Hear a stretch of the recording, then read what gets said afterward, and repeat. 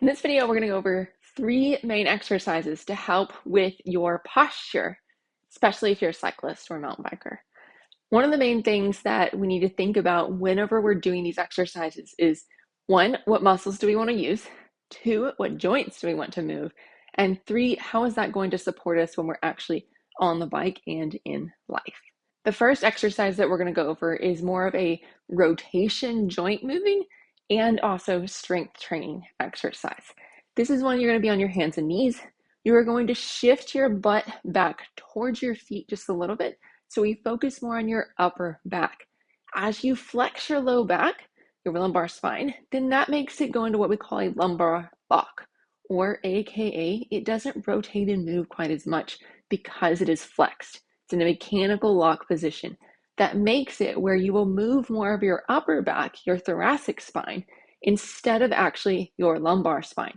If this exercise is too hard for you, then I'm going to show you an alternative to do that's more of a mobility instead of mobility plus strength. As you're doing this, you start on your hands and knees, you shift your butt back. You're going to put one hand kind of at the back side of your neck here. It basically just locks in your arm. And so you can't move your arm quite as much without moving the rest of your body. It makes it stay in put. If you can't do that because of shoulder issues, then just cross it around your chest right here and we'll move it as one unit through here. Then what you're going to do is you're going to reach and look up to the sky on that one side.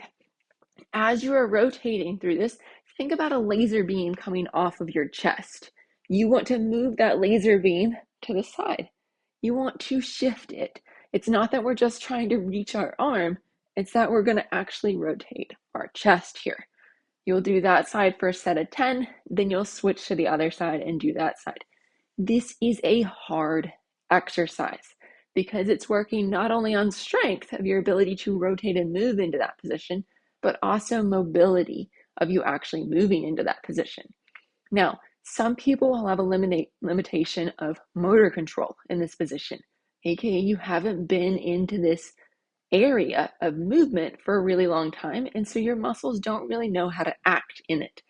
That's whenever we may need to do this alternative exercise, or if you find that you're just not getting much range of motion at all, then that's when we're going to do the alternative exercise. With this alternative one, you'll have a pillow underneath your head. Your knees are going to be up towards your chest, giving us that same lumbar lock. And then you're going to be reaching out to the side and rotating your chest. Gravity is now working with you in this position versus against you in the previous position, making it a little bit easier. As you do this rotation, rest your head on the pillow. Don't try to hold it up because then you're going to get yourself a lot of neck tension. You're going to be like, Liz, this exercise is the pits. Just made my neck sore. Rest your head on the pillow, please. So you're going to rotate back, hold there for maybe a breath, and then come back and reach forward. This gives you both backwards and forwards, or right and left rotation as you're on that one side. Do 10 to 15 reps on that side, then flip sides. Again, knees up to the chest, rotate, reach, and then rotate and reach back. They're great ways of moving your thoracic spine in this. As that becomes easy, you can even add in the other one at the end of this and do like 5 or 6 reps of that hands and knees, rotate and reach to add on and make this exercise that much better. Now we're going to move into actual strengthening of some of your shoulder blade muscles, your upper back muscles. As we're doing this, you're going to start on your hands and knees, grab a nice lightweight or even no weight at all initially, and you're going to do a reverse fly.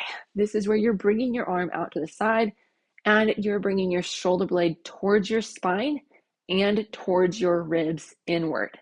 This is not where we're just trying to bring it all the way to the spine that we possibly can, but we want to suck it inward towards our ribs as well, as I just said. Super important. Most people forget that part. As we're doing this, we don't want it to go up towards our ears, but we're going to keep them down away from our ears and give that nice separation. You should feel yourself going into a nice supported good posture position, or almost an over exaggerated posture position, and then you'll come back down to start. Reach it out and come back down to start. Add weight as you need, and if you find that you are moving more just your arm in this, Bend your elbow and have it be more of a W position in this. It makes you move more of your shoulder blade instead of your actual just arm. We want your shoulder blade to go out and not for you to just keep your shoulder inwards as you're moving your arm. Weight that for where you know it's getting hard or challenging towards the end of 8 reps in this, and then switch to the opposite side. You don't want it to cause neck tightness as you're doing this. Last but not least, we have to look at how our neck position is attached to our upper back. This is the part that gives you kind of that hump that you want to avoid whenever you're thinking about good posture or when you're thinking about strengthening this and not getting into a position that you are sunk down and then you have to help your neck on the other side of this. This will cause a lot of upper back tightness and a lot of neck issues. Not where we want. We want nice support through here and also control through your neck. This is what we call cervical retraction. You can do this in a couple different positions, but we're going to show you on your hands and knees right now. What you're going to do, you'll be on your hands and knees, as it just said, and you are going to think about your head sliding backwards as you're doing a slight kind of chin tuck. So you're going to extend your neck out towards the ground and come back. As you're doing this, think about basically where your hair meets your neck or head meets your neck, that part getting pulled up to the sky or getting pulled backwards. That will help your neck, your chin, do what it wants to do, and you'll straighten your neck in accordance with that. You'll find this exercise oddly hard. Do maybe 5 reps and then take a break. 5 reps, take a break. This is working what I call your neck abs, which are here, and it's your longest colli, longest capitis muscles, and it's also working your ability and range of motion for your neck as it attaches to your upper back. Great things to work on, great things for mobility and doing that cervical retraction. The last part when it comes to posture for your upper back, as just a global statement, is that you need to work on your core. Your core is not just your abs. Your core is kind of this cylinder mechanism, doing deadlifts, doing other core exercises. You can check out here for some rotational core exercises that I have.